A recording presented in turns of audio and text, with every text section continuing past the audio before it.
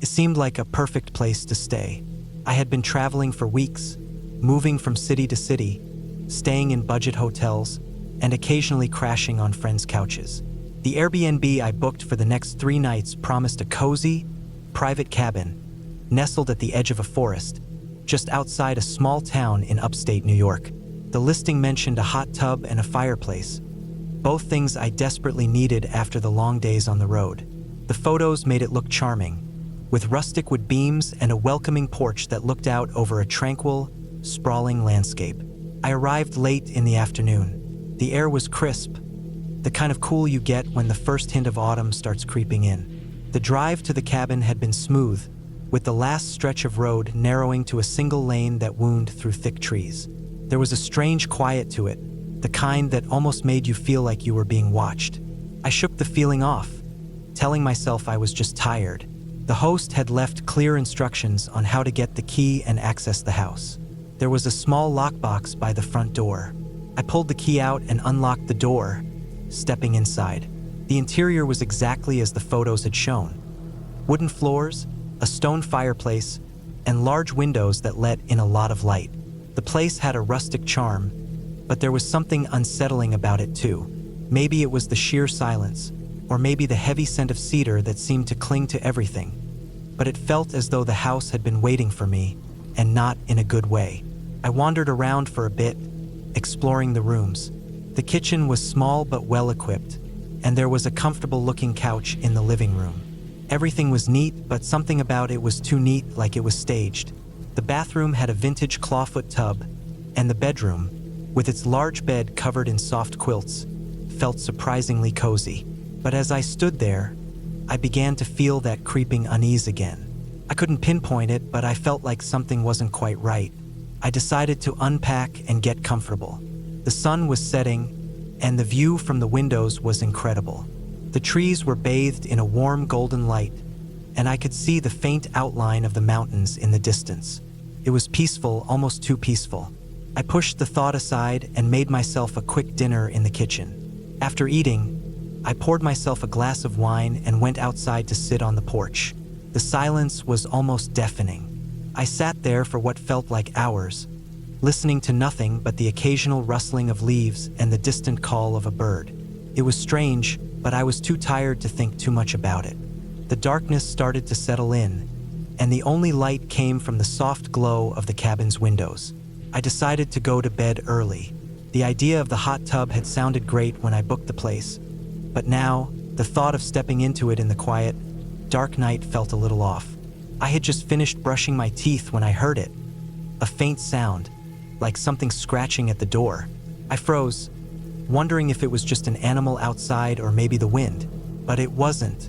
It came again, louder this time, followed by a soft thud, like something heavy being dropped on the porch. I grabbed my phone and checked the time. It was well after midnight. My heart was pounding now. I debated whether I should check it out or just stay inside, but my curiosity got the better of me. I grabbed a flashlight from the kitchen and stepped cautiously to the door. I opened it slowly, peering out into the dark. Nothing. I stood there for a moment, scanning the yard with the beam of the flashlight. The trees stood still, and there was no sign of movement. I stepped outside, my shoes crunching on the gravel as I walked towards the edge of the porch. The light from the house barely reached the dark corners of the yard, but everything looked normal. Just trees, some brush, and the path leading into the woods. Maybe it was a raccoon or something. I turned to head back inside when I saw it. It wasn't much, just a flicker of movement near the trees at the far side of the yard. At first, I thought it was just my eyes adjusting to the dark, but then it moved again, slowly, deliberately, like it was trying to stay hidden. I froze, my breath catching in my throat. The figure was too large to be an animal. It was tall, human-shaped, and it moved with a strange, jerky gait, like it was uncomfortable in its own skin. My heart skipped a beat. I didn't know what to do. I should have gone back inside, locked the door, and called the police. But something inside me, whether it was fear or just sheer adrenaline, pushed me forward. I moved silently across the porch, trying to stay hidden behind the shadows of the house. I crept towards the corner, peeking around to get a better look. That's when I saw it. The figure was standing still now, right at the edge of the trees. It wasn't looking at me, but I could see it clearly now. It was a man, or at least it looked like one. He was tall, thin, and wearing a dark jacket, but his face was hidden in shadow. His movements were strange, like he was stiff or uncomfortable in his own body. I couldn't see his eyes, but I could feel them, like he was watching me even though I was standing hidden in the dark. I quickly ducked behind the corner of the house, trying to control my breathing. My hands were shaking. I stood there for what felt like an eternity, my heart pounding in my chest, listening for any sounds of movement. The night was still, too still. The figure didn't move. I didn't know what to do. Should I call the cops? But then what would I say? There's a man standing in my yard, and he's not doing anything, but he's creeping me out. I decided to wait it out. I stayed hidden behind the house, too terrified to move. After what seemed like forever, I heard the sound of something. Footsteps, light but deliberate, moving through the leaves. I held my breath, straining to hear. The footsteps stopped. For a moment, there was absolute silence. Then I heard something I hadn't expected. A soft, almost inaudible voice, just a whisper, coming from the direction of the trees. It wasn't words I could understand. It sounded like a chant, low and guttural, like someone was trying to call something, or perhaps communicating with something I couldn't see. My heart was in my throat. I knew I had to make a decision. I could either keep hiding or I could run back into the cabin and lock myself inside. But I was too scared to move. My legs felt like lead, and I could barely breathe. I stayed crouched there for what felt like hours, every second feeling like an eternity. Eventually, the footsteps faded, and I was left in complete silence again. I waited, not daring to make a sound, wondering if it was over. Had he gone? Was I just overreacting? I waited a few more minutes, then finally worked up the courage to peek around the corner of the house. The yard was empty. I don't know what it was, but I didn't care to find out. I ran back to the cabin, slammed the door shut, and locked it. I didn't even bother to turn off the lights. I stayed up all night, curled up on the couch, too scared to sleep. The next morning, I didn't see anything unusual. No sign of the man, no footprints, no sign that anything had happened at all. I debated leaving right then and there, but I told myself it was just my imagination getting the best of me. Still, I didn't feel comfortable in the cabin anymore. I didn't want to stay another night, but I couldn't afford to leave just yet. I spent the rest of the day trying to shake off the feeling, telling myself it was just some weird encounter, nothing more. But as night fell again, the unease crept back. I stayed inside, locked all the doors and windows, and tried to distract myself with a book. I didn't go outside, didn't even step near the porch. I left the next morning, packed up my things, and drove away, never looking back. The whole experience felt like a dream, like it couldn't have happened, but I couldn't shake the feeling that something had been wrong in that place. Maybe it was just my mind playing tricks on me, but I knew I wouldn't be returning to that cabin. The rest of my trip went on without incident, but the memory of the man in the yard lingered. I don't know who or what he was, but I couldn't shake the feeling that he was watching me, and I still don't know if I'll ever get an answer.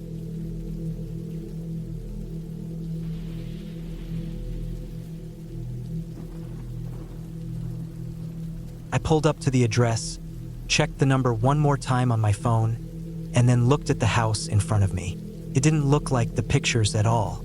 I had booked a little getaway to just relax after a crazy few months of work, and I was excited to have some time to myself in a new city. But something about this place just didn't sit right with me. It was a small, older house on a narrow street, nothing special. The driveway was cracked, the paint on the porch was peeling, and the yard was overgrown, the grass looking like it hadn't been cut in weeks. I shrugged it off, figuring that maybe the owners hadn't had time to do yard work. Still, there was something unsettling about it, maybe the way it seemed so isolated from the other houses. But whatever, I wasn't there to stay outside. I was there to unwind, so I grabbed my bag and made my way up to the door. The lockbox was easy to find, hanging on the porch railing. I was starting to feel that creeping feeling of unease again, but I just told myself I was being paranoid. It's not like I hadn't rented places on Airbnb before. I opened the lockbox, grabbed the key, and let myself in. The moment I stepped inside, something felt off. The air was too still, too thick. It didn't smell musty, but it had this stale, stagnant quality to it, like the house hadn't been aired out in days. The walls were painted a dull, off-white color that made the place look even older than it was. The living room, if you could call it that, was small and cramped. A couch that looked like it had been there since the 80s sat against the wall, covered in a faded, floral fabric. There was a coffee table in front of it, but it didn't look like it had ever been dusted. The surface littered with old water rings. I didn't know what it was, but something about it just screamed neglected. I stood in the doorway for a moment, deciding whether to just leave or stick it out for the night. I had paid for the place already, and it wasn't like I had any other options. Plus, I had a few hours before I was meeting up with some friends, so I could at least check out the rest of the house before I had to leave. I set my bag down by the door and looked around. The hallway stretched off to my right, leading to a set of stairs that went up to the second floor. There was another room to the left, but the door was closed, and I didn't feel like checking it out just yet. I walked through the living room and into the kitchen, hoping it would be a bit better. The kitchen wasn't much better than the living room. It was small, and the cabinets had that same old, worn look. There were a few dishes in the sink, like someone had just left them there. The counter had some crumbs on it, and I could feel my stomach churn as I started to wonder if maybe I had made a mistake coming here. I tried to tell myself that it was fine. Maybe I was just tired from the drive. I opened the fridge, hoping to grab something to drink, but when I saw the half-empty bottle of milk inside, I immediately closed it again. I wasn't about to trust anything in that fridge. I turned back into the living room, trying to shake off the weird feeling that had started to creep in. There was no one here, no signs of life. Just this strange, oppressive silence that was starting to make me feel uncomfortable. I went upstairs to check out the bedroom, hoping it would be at least decent. The upstairs was a lot darker than I expected. The hallway was lit by a single bulb, flickering as I walked past. The floor creaked under my feet, and the walls felt like they were closing in on me. I checked the first door on the left, but it was locked. I moved to the next one, and the door creaked open without resistance. The bedroom was fine. The bed was made, the sheets looked clean, and there was a dresser with a few clothes folded neatly on top. But still, something about it just didn't sit right with me. The curtains were drawn tight, letting no light in, and the only source of light was the weak bulb in the ceiling. The room felt stifling, almost like it was trying to hold something in. I stood there for a second, my hand on the doorknob, before I decided to lay down on the bed. I didn't know why, but I was starting to feel exhausted. I must have been more tired than I thought, so I figured a quick nap wouldn't hurt.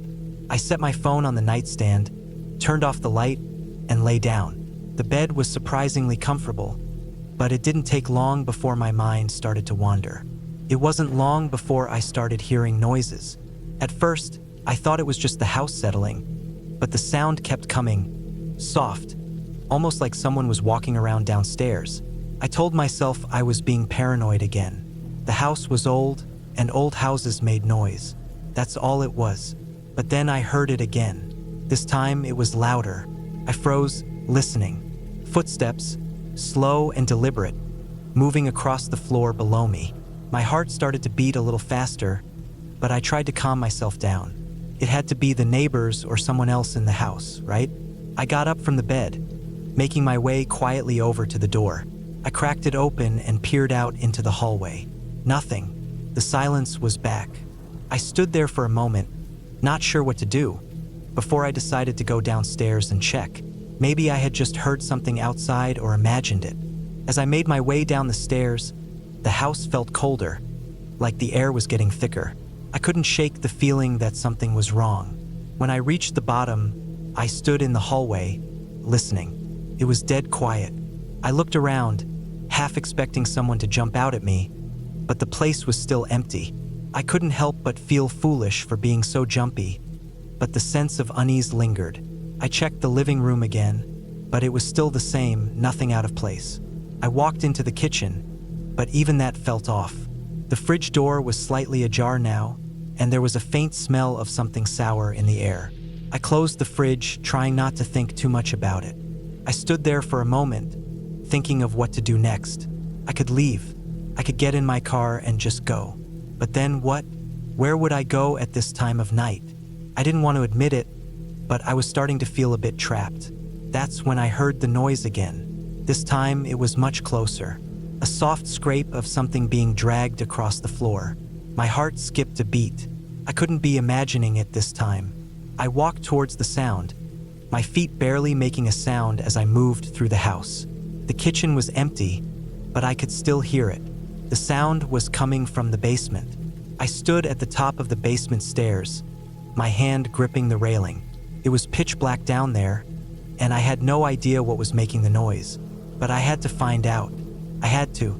I wasn't sure why I felt so compelled, but the thought of not knowing was worse than facing whatever was down there.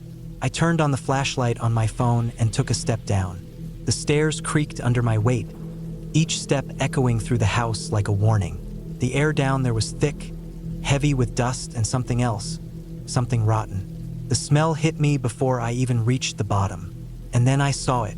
There was a pile of old boxes in the corner of the room, and sitting on top of them was a strange, out-of-place object. A small wooden chair. But it wasn't just any chair. This one was different. The wood was old, weathered, and scratched in a way that looked unnatural.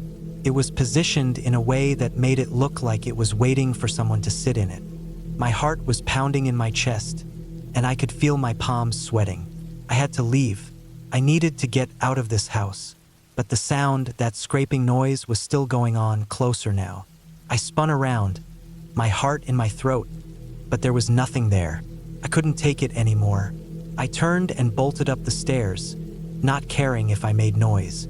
I grabbed my bag and rushed for the door, not even bothering to lock it behind me. I didn't care. I just needed to get away from that place. I got into my car and slammed the door shut, my hands shaking as I started the engine. I looked back at the house one last time.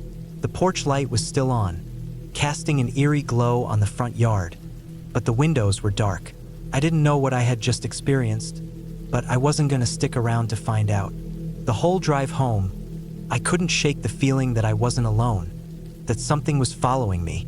But when I finally got to my apartment, I locked the door behind me, sank onto the couch, and took a deep breath. I was safe. I was out of that place, and I wasn't ever going back.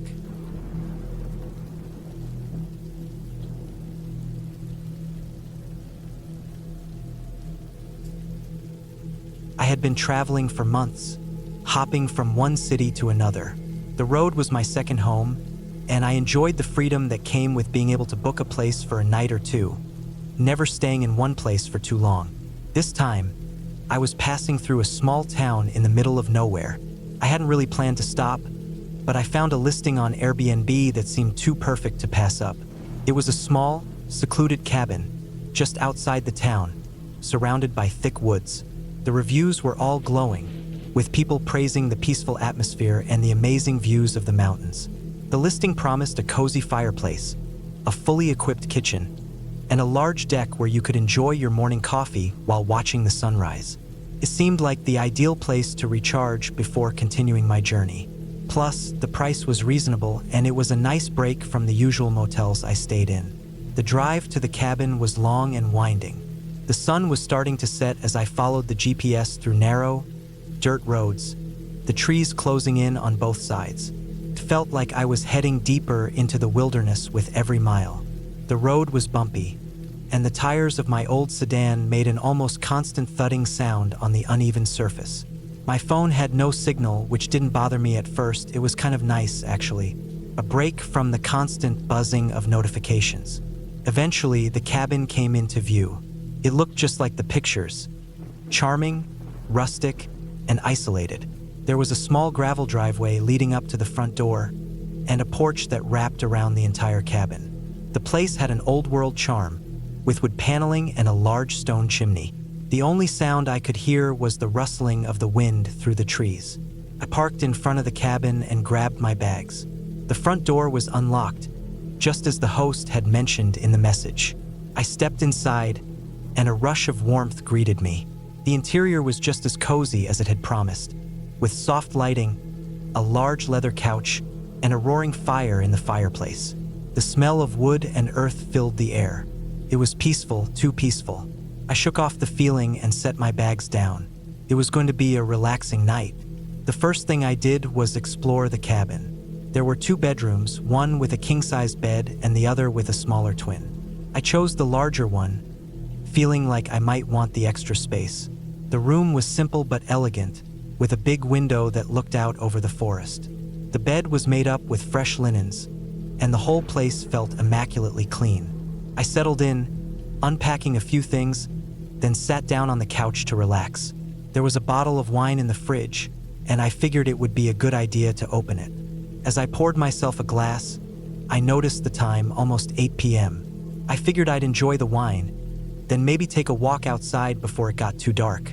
I'd always loved the quiet of the wilderness, especially at night. I stepped out onto the porch, the wooden boards creaking beneath my feet. The air was crisp, and I could hear the occasional rustle of leaves in the distance. The sky was darkening quickly, the stars beginning to make their appearance. The only sounds were the wind and the chirping of insects. It was everything I'd hoped for, a complete escape. But then I noticed something odd. There was a figure standing at the edge of the tree line. I froze, squinting into the dark. It wasn't very clear, but I could make out the shape of a person, standing still among the trees. It was just standing there, motionless. At first, I thought it was a trick of the light, but then the figure took a step forward, disappearing into the darkness. My heart started to race. I told myself it was probably just someone else staying nearby, maybe a hiker or another traveler.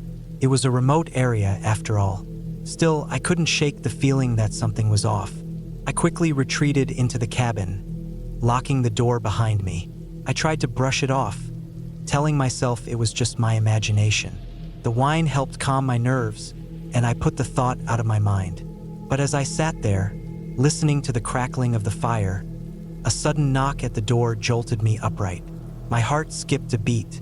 I slowly stood, approaching the door with caution. I wasn't expecting anyone. I peered through the peephole but saw nothing, just darkness. My hand hovered over the handle, and for a moment, I considered not answering. But then, I figured it was probably the host or someone checking in. I opened the door, but no one was there. I stood in the doorway, scanning the porch. Nothing. The only sound was the wind, rustling the leaves in the trees. It felt as if the world had gone eerily quiet. I looked around for any sign of movement but saw nothing. I closed the door slowly, locking it again, and leaned against it, trying to shake off the unsettling feeling that had settled in my chest. The night went on. I watched some TV, had another glass of wine, and tried to relax. But the sense of unease lingered, growing with every creak of the floorboards and every rustle outside. Around midnight, I heard a noise from the back of the house. It was a soft scraping sound, like something moving along the exterior wall. I grabbed the flashlight that I'd found in the drawer and crept to the window, shining it toward the sound. There was nothing, just the wind blowing through the trees. I was starting to get paranoid. Maybe it was an animal, a raccoon, or something else trying to get into the trash. I took a deep breath, trying to calm myself, but then I saw something that made my blood run cold. The figure was back. It was standing in the same spot at the edge of the trees just like before. This time, I could see it more clearly. A man, tall and thin, wearing a dark coat that blended into the shadows. He didn't move, didn't even blink. He was just staring in my direction. My heart began pounding in my chest. I grabbed my phone to call the host, but there was no signal. Of course, there wasn't. I tried the landline, but it didn't work either. I was completely alone, isolated. My mind raced with all the possibilities. Who could this person be? And why were they out there in the middle of nowhere, staring at my cabin? I knew I had to do something. I couldn't stay inside and wait for whatever was happening to unfold. I considered leaving, but it was late, and the roads were treacherous. I had no choice but to stay inside and hope that whoever it was would leave. But as the minutes dragged on, I realized he wasn't leaving. If anything, he seemed to be getting closer. Panic set in. I grabbed my bag and stuffed it with essentials: phone, keys, a flashlight. I wasn't gonna sit there and wait for something to happen. I was about to leave through the back door when I heard a loud bang on the front door. I froze, my breath catching in my throat. The man was trying to get inside. I rushed to the back of the cabin, moving as quietly as I could, then bolted out the door and into the woods. The ground was uneven, and the branches scratched at my face as I ran, but I didn't care. I had to get away. I ran until I could no longer hear any sounds from the cabin, just the pounding of my heart and the adrenaline coursing through my veins. When I finally slowed down, I stopped at the side of the road, breathless and trembling. My phone still had no signal, but I could see the lights of a car coming up the road. I flagged it down and the driver pulled over. A man in his 50s with a weathered face looked at me like I was crazy when I explained what had happened.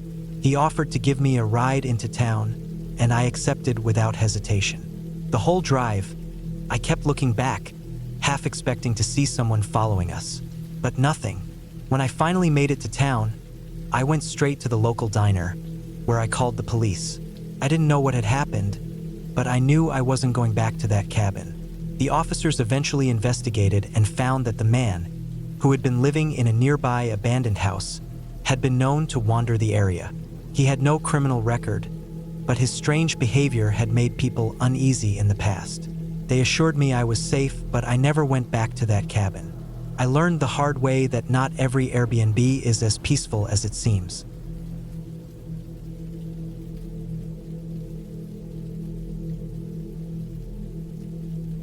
I arrived at the Airbnb around 9 p.m. The drive had been long, and I was tired. I'd been looking forward to this weekend away for a while.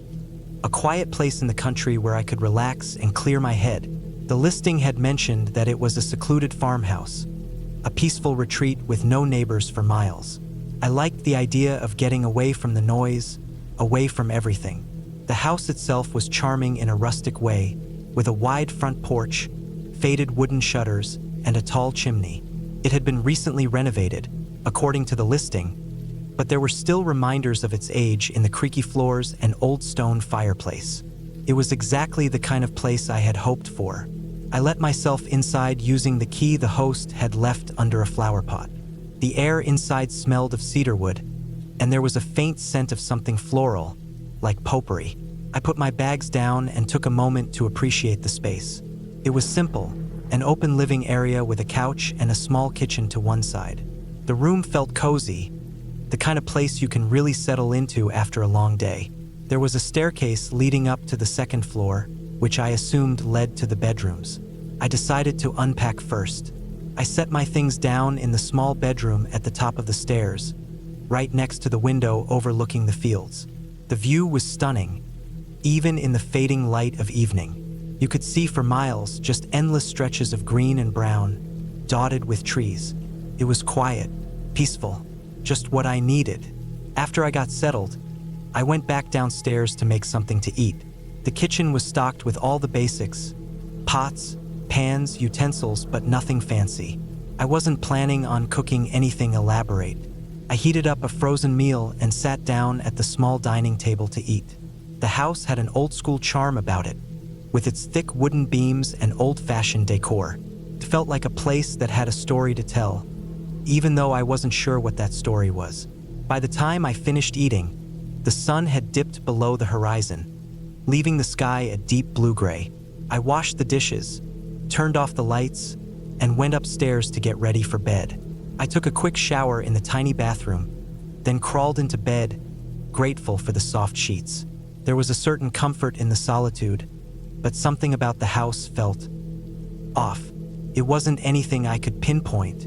It wasn't creepy, not exactly, but there was this strange sense that I wasn't entirely alone in the house. I brushed it off, thinking it was just the tiredness from the long drive. The wind outside started to pick up, and I could hear it howling through the trees. It was the kind of wind that made the house creak, and the windows rattled a little. The house wasn't in the best shape after all, and I figured the noises were just the house settling. But as I lay in bed, trying to fall asleep, I heard something else. It was faint at first, a barely audible whispering sound coming from downstairs. I thought maybe it was the wind, or maybe some noise from the house settling. I tried to ignore it, but the sound persisted, growing louder. It wasn't the wind. It wasn't just creaking. It sounded like voices. I sat up in bed, my heart starting to race. I wasn't sure what to think. I didn't know the history of this place, and I hadn't met the host in person. Maybe it was some sort of prank, I thought. Maybe someone was messing with me, but that didn't explain why the voices sounded so real, so distinct. I got out of bed and slowly walked over to the door.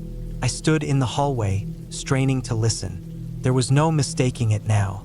The voices weren't just whispers anymore. They were talking, low and muffled. I couldn't make out any words, but the sound was unmistakable. I wasn't imagining it.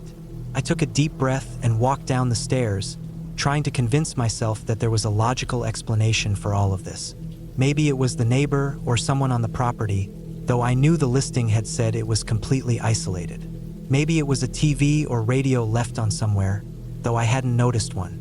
As I reached the bottom of the stairs, I could hear the voices more clearly. They were coming from the living room, just beyond the kitchen. I stood there, frozen, wondering if I should go in and check. My mind raced with possibilities, none of them good. I couldn't think of a single reason why anyone else would be in the house. I was sure I was the only one there. The wind outside howled again, and the house creaked as if in response. I gathered the courage to walk into the living room. The space was dark, lit only by the faint glow from the porch light outside. The sound of the voices stopped abruptly as I entered, leaving an eerie silence hanging in the air. I flipped on the light switch, half expecting someone to be standing there. But there was nothing but the empty room and the still air. The couch was undisturbed, and the shelves were lined with books and knickknacks. The only sound was the wind pressing against the windows, rattling them softly. I stood there for a moment trying to make sense of it. Maybe I had just imagined it. Maybe the tiredness was messing with my head. But the voices had been real, and they hadn't sounded like they came from outside. I decided to check the rest of the house. I checked the kitchen first, looking around for any source of sound. There was nothing. No radio, no TV, no people.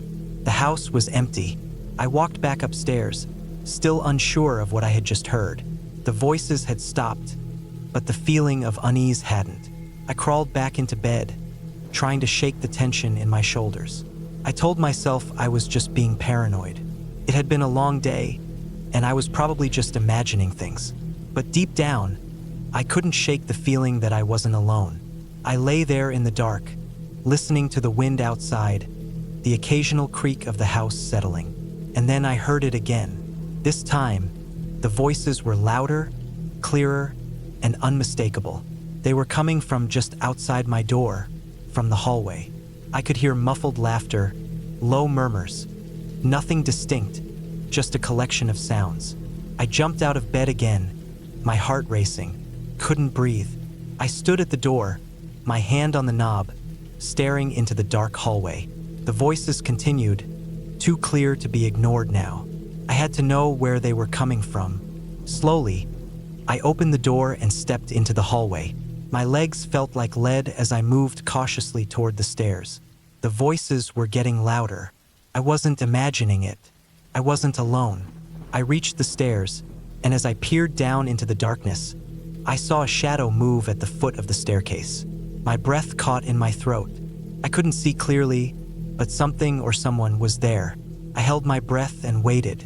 Then, just as suddenly as it started, everything went quiet again. I don't know how long I stood there, but after a while, I gathered enough courage to take a step down. My feet felt heavy, like they didn't belong to me. I crept down the stairs, trying to make no sound. The silence around me was suffocating. When I reached the bottom, I didn't see anyone. The living room was empty, and so was the kitchen. There was no sign of anything unusual. I didn't understand it. The voices had been real, but now everything was still, almost too still. I stood there in the dark, trying to calm my nerves. The wind outside had died down, leaving only the faint hum of the refrigerator. Everything was normal. but the unsettling feeling remained. It took me a few moments, but I finally managed to convince myself that I was just being paranoid, that I had misunderstood something. The voices could have been from outside, from nearby houses, or maybe even from some pipes or creaky floorboards in the house. I tried to tell myself that there was nothing to be afraid of. I went back upstairs, feeling foolish. I crawled back into bed and pulled the covers up to my chin, trying to ignore the sinking feeling in my stomach. I kept telling myself that I was being silly. It was just an old house, and old houses made strange noises. But as I lay there, trying to fall asleep, I couldn't shake the feeling that someone, or something, was still in the house with me.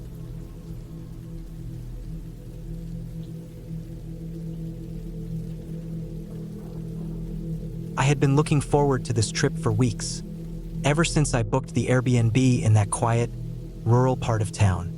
It was supposed to be a peaceful getaway from the usual noise and stress. I'd found the place through a friend's recommendation, a charming little cottage on the outskirts, perfect for a few days of relaxation. The listing was simple. No frills, no fancy extras, just a nice place to rest my head for a couple of nights. It was the perfect escape, or at least that's what I thought. The journey there had been uneventful for the most part, until I reached the outskirts of the town, where the city lights began to fade into the distance. I had booked a taxi to take me to the Airbnb since it was a bit out of the way, and I didn't want to deal with figuring out directions myself. I had received a text from the host earlier saying the house was a little tricky to find, so I figured a taxi would be the best choice. The taxi pulled up to the curb outside the train station. The moment I saw the car, I felt a strange sense of unease. The vehicle was older, with chipped paint and a few rust spots on the fender. The driver was a middle-aged man, with a weathered face that looked like he'd spent more time under the sun than most people. His hair was salt and pepper, and his eyes were a pale gray that almost seemed to gleam in the dim light. He didn't smile as he opened the door for me, just nodded. Something about his presence made me feel uncomfortable, but I brushed it off. Maybe it was just nerves. After all, I was in an unfamiliar place, heading to an unknown spot. I slid into the back seat, and the smell hit me immediately. It wasn't a bad smell, per se, but it was heavy, like old, stale air mixed with something faintly sweet but musty at the same time. It made me feel a little claustrophobic as I adjusted my seatbelt, trying to focus on anything other than the tension I was starting to feel building up in my chest. The car had that old leather scent, slightly damp, worn from years of use. The interior was dim, with only the faint glow of the streetlights filtering through the windows. I could barely make out the shape of the driver in the front, his eyes glancing at the rearview mirror now and then, but not in the way that would reassure you. His gaze lingered just a second too long before he'd look back at the road. I tried to settle into the seat and relax, telling myself that it was just nerves from being in an unfamiliar place. But the longer the ride went on, the more uncomfortable I became. The streetlights faded, and we entered into an area that was more sparsely populated. The houses were few and far between, and the road started to wind in a way that didn't feel natural. It felt like we were heading into a place where people didn't come very often. Isolated, quiet, with no signs of life. The silence in the car felt oppressive, and I could hear my heartbeat picking up. I glanced at the driver, and I could see his hands gripping the steering wheel a little too tightly. His knuckles were white, and his movements seemed stiff, deliberate. He wasn't listening to the radio or talking to anyone. It was just the sound of the tires on the road, the occasional shift of gears, and the faint sound of the engine humming. Minutes passed, and we turned off the main road, heading down a narrow dirt path. My stomach tightened. This wasn't right. The Airbnb wasn't supposed to be this far out, was it? The trees lined both sides of the road like dark sentinels, casting long, jagged shadows across the path. The houses, if you could call them that, were more like distant shapes in the dark, barely visible through the thick trees. My phone had no signal, and I had to admit I was starting to get a little scared. I tried to break the silence, asking the driver how much further it was to the house, but he didn't respond. He just grunted and pressed on, the headlights cutting through the darkness. I glanced at the GPS on my phone. There was no signal, but I could tell we had veered off course. This wasn't the route I had expected. The tension in the car grew thicker. I could feel my pulse racing, my palms sweating as I clutched the edge of the seat. "Excuse me, are we close?" I asked again, this time with a little more force. The driver didn't even turn his head. He just muttered something under his breath, too low for me to hear. I could feel the weight of his silence pressing down on me like an invisible hand. I opened my mouth to speak again, but then I saw it. The flicker of movement up ahead, just past a bend in the road. For a brief moment, I thought I saw someone standing by the side of the path. They were too far away to make out any details, but it was enough to make my heart skip a beat. I held my breath, staring at the figure, wondering if I should say something. But before I could, the car lurched forward, picking up speed. I hadn't even noticed how fast we were going now. The road had become less of a dirt path and more of an uneven trail, winding its way between trees and rocks. The headlights barely cut through the darkness ahead, and the car bounced over rocks and dips, throwing me against the door with each bump. I could feel my breath quickening. The unease in my chest had morphed into something deeper now, a gnawing sense that something was wrong, that I was in danger. Suddenly, the car screeched to a halt. I jumped, my heart pounding in my chest. The driver didn't move. He just sat there, staring ahead, his hands still gripping the wheel with white knuckles. The silence in the car was suffocating. The air felt thick, heavy with something I couldn't place.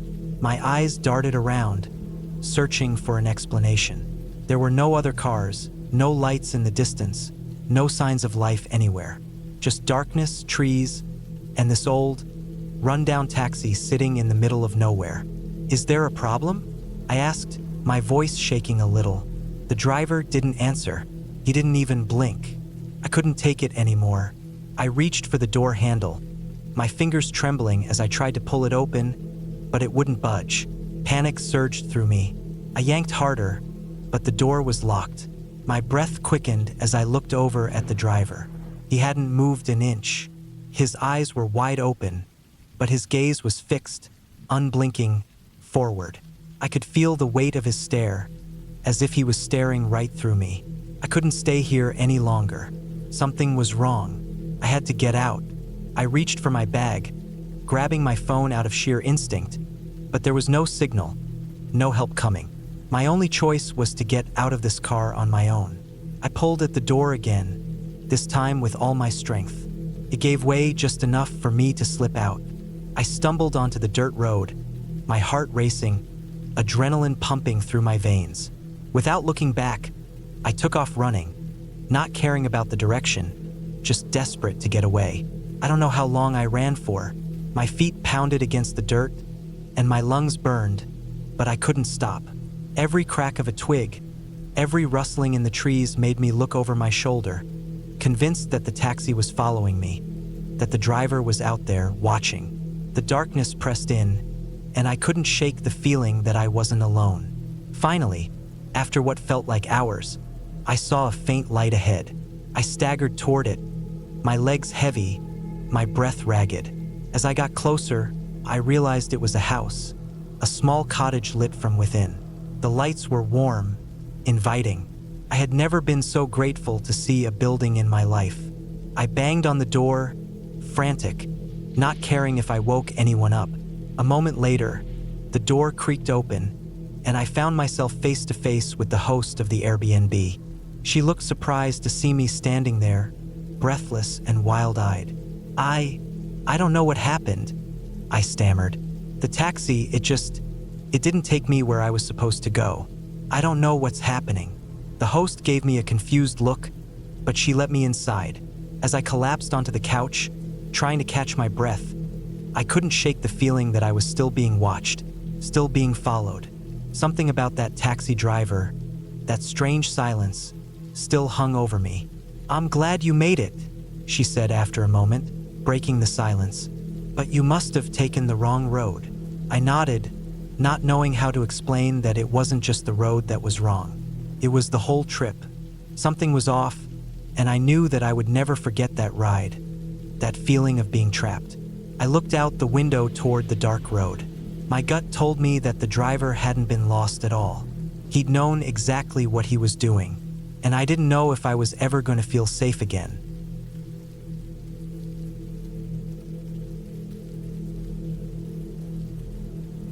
I booked the Airbnb months in advance, excited for a much-needed break. It was a small, quiet house tucked away in the woods, a little bit off the beaten path. The photos online were beautiful, sunlight filtering through tall trees, cozy interiors with lots of windows. I had always wanted to get away from the chaos of city life, and this seemed like the perfect opportunity to relax. No neighbors for miles, no distractions, just peace and nature. The drive up was smooth. The air started to smell different as I got farther from the main roads. Cleaner. The trees grew thicker and the roads narrowed. The house itself was a little more isolated than I expected, which honestly was perfect. A long gravel driveway led up to a modest, 2-story cabin. The kind of place that looked like it could belong in the pages of a magazine about rustic getaways. I grabbed my things from the car and made my way to the door. The place was surprisingly quiet. No sound of birds, no wind rustling the leaves, just silence.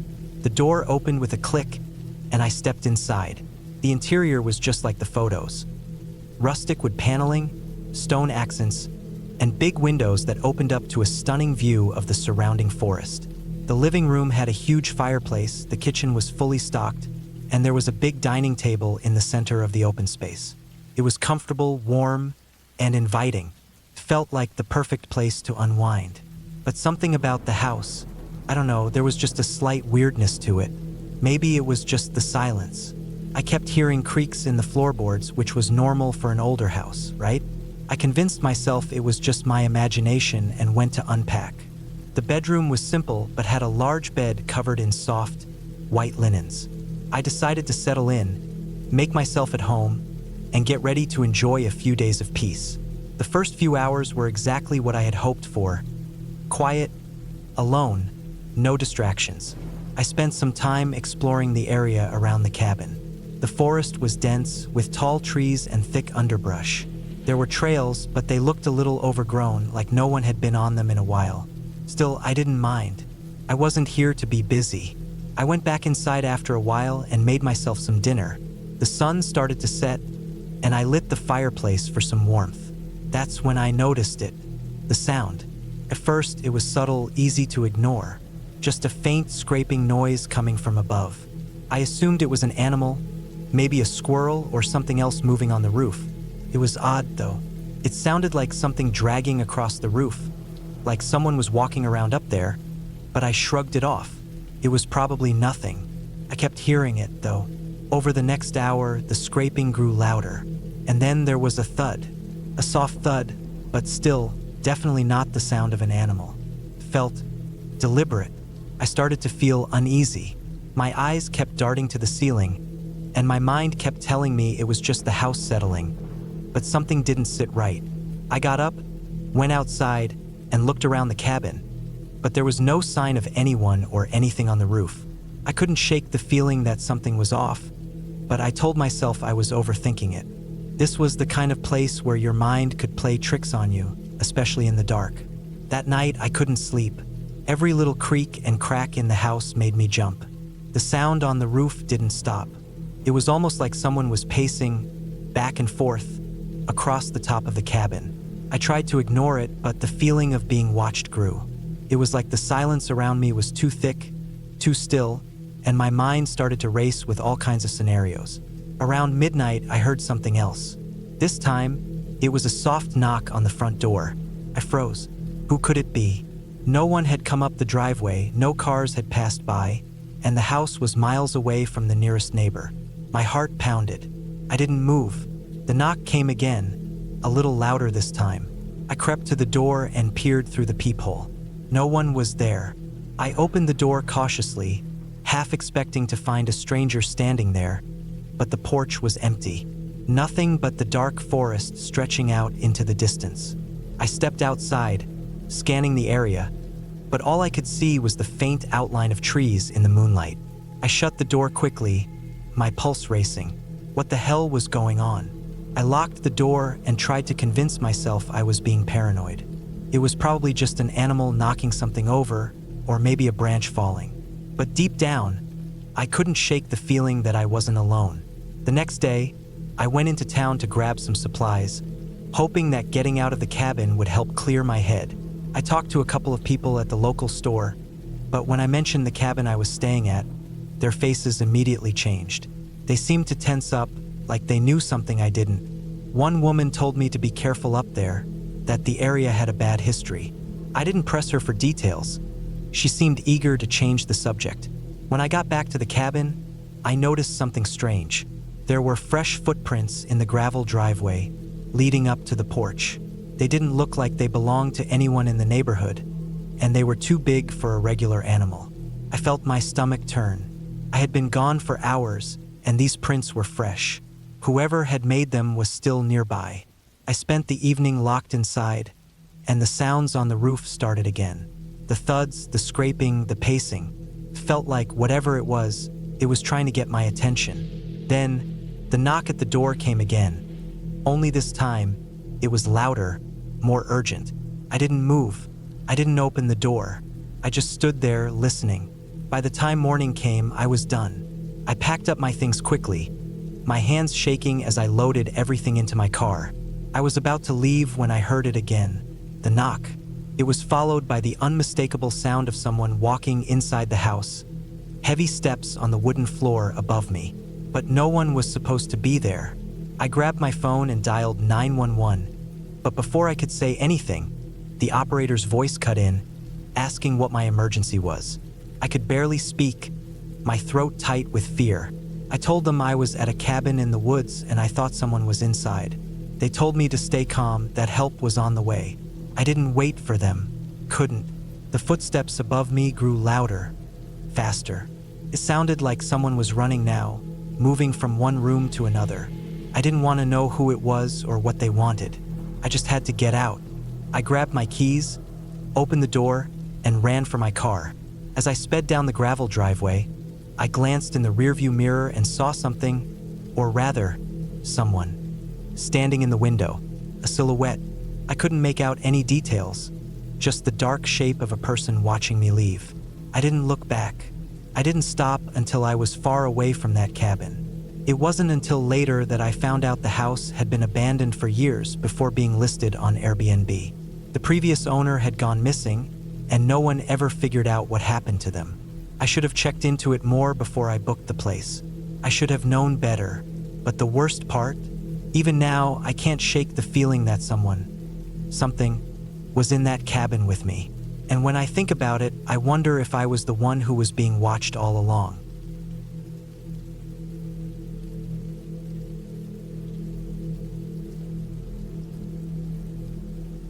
I pulled up to the Airbnb late at night, the kind of tired that made everything feel a bit dreamlike, like my brain wasn't fully awake. It had been a long drive. The sky was dark, and the streets around the house were quiet, almost too quiet. I hadn't expected this, not the way it felt. Anyway, I had booked the place for a short weekend getaway to escape the city noise. It was a decent price for the area, and the photos online looked charming enough, old but well-maintained. I didn't think twice. The house itself was a small 2-story cottage, tucked away on the edge of town. There was a long, cracked driveway leading up to the front door, framed by a garden of overgrown weeds and bushes. It looked like something you'd see in one of those cozy movies, the ones where people find themselves in quiet, small-town settings, leaving their hectic lives behind. But there was something off about it. Not immediately noticeable, but it lingered, like the house had been holding its breath, waiting for me to get close enough to notice. I parked, grabbed my bags, and walked up the creaky steps to the front door. The key was under the mat, just like the host had said. I slipped it into the lock, and the door opened with a reluctant groan, as if it wasn't too keen on letting me in. The air inside was stale, thick, and smelled faintly of something old, like books left forgotten in a basement. The lights flickered on as I stepped inside, casting shadows that stretched a little too far, a little too unnaturally across the walls. I glanced around. The living room was small but cozy, with a worn-out couch, a coffee table littered with old magazines, and a fireplace that looked like it hadn't been used in years. The walls were lined with pictures, portraits, landscapes, old family photos in gold frames that looked like they hadn't been moved in ages. The kind of pictures you don't really notice until you realize they've been staring at you the whole time. I made my way to the stairs, which seemed like the only logical place to go. The hallway upstairs was narrow, with peeling wallpaper and a low ceiling that made me feel like I was in an attic, even though the space was supposed to be the second floor. I found the bedroom at the end of the hall, a big four-poster bed with a quilt that had seen better days. The room itself was dimly lit by a single, flickering lamp on the nightstand. I tossed my bags onto the bed and started to unpack, trying not to focus on the odd sense of heaviness in the air, like something was hanging over me, just out of sight. After a long shower, I finally settled into bed, hoping to sleep off the exhaustion from the drive. The house was silent, save for the occasional creak of wood settling under the weight of the night. I pulled the covers up to my chin, turned off the light, and closed my eyes. But sleep wouldn't come. Every time I closed my eyes, I felt like I was being watched. It wasn't anything concrete, just a feeling that crawled under my skin and made the hairs on the back of my neck stand up. The room was too still, and the longer I lay there, the more I started to hear things. Whispers that seemed to come from the walls, a faint scratching sound like something was moving inside the walls. I tried to shake it off, telling myself it was just the house settling. Old houses do that, right? But the noises persisted, growing louder as the minutes stretched on. I finally sat up, heart racing, and listened closely. It wasn't the house settling. I could hear something moving, someone or something walking just outside my door. The sound was soft, slow, like the shuffle of feet on the old hardwood floor. I swallowed hard and forced myself to stand up, feeling the cool, wooden floor beneath my feet. I walked to the door and cracked it open, peering out into the hallway. The hallway was empty, nothing there, but that didn't ease the feeling that something was terribly wrong. I closed the door behind me and locked it, not that it would have helped if someone wanted to get in. The latch on the old door was barely holding up as it was. I crawled back into bed, clutching the covers tightly around me, trying to push the gnawing fear from my mind. Hours passed. I must have finally fallen asleep, but it wasn't the kind of sleep that leaves you feeling rested. It was the kind of sleep where you're half-conscious, caught in a fog between dreams and reality. And when I woke up, it was to the sound of something moving in the room with me. It was quiet, barely a whisper, but I could hear it, like footsteps, but soft and almost hesitant. I snapped my eyes open, my heart slamming in my chest. There was nothing there. The room was exactly as I'd left it, but that didn't explain the way the air felt, heavy and oppressive. My breath was short, and I could hear the pounding of my own heart in my ears. The clock on the nightstand read 3:15 a.m., too early to be awake, too early for anything good. I lay there, my mind racing, but I didn't dare move. I didn't want to know what might be lurking in the dark corners of the room, just out of sight. Every creak of the house, every shift of the floor, seemed to make the terror inside me grow. Couldn't sleep. Not now. Not ever again, I was sure of it. When morning finally came, the sun barely peeking through the curtains, I got up quickly, gathered my things, and checked out of the house. I didn't even bother leaving a review. What was there to say? The place was a trap, a setup, terrible mistake. The whole time I had been there, it felt as if the house was waiting for me to notice. It wasn't until I left that I realized I hadn't seen any other guests. No one had checked in or out during the time I was there. It was just me. But as I walked down the steps to my car, a feeling crept over me. A chill that had nothing to do with the temperature. I looked back at the house, and for the first time, I noticed something I hadn't before. There was a small plaque by the door. It was barely visible, covered in years of dust, but it caught the light just enough for me to read the words, "No one has ever left this place happy." That was enough to send a shiver through my spine. I drove away, not looking back. Maybe I had imagined it all. Maybe it was just the house, old and creaky, playing tricks on me. But I knew better. I'd never go back to that house, and I'd never forget the feeling of being watched, the sense that something was waiting, always just out of reach. It's been weeks since I left, and I still can't shake the feeling. I don't know what happened there, but I do know one thing. I was lucky to escape. That house, that Airbnb listing, is a trap. It's not a place for rest. It's not a place for peace. It's a place to make you question your own sanity, to make you feel like you're never truly alone, even when you're supposed to be. And whatever is there, it's still waiting, still watching,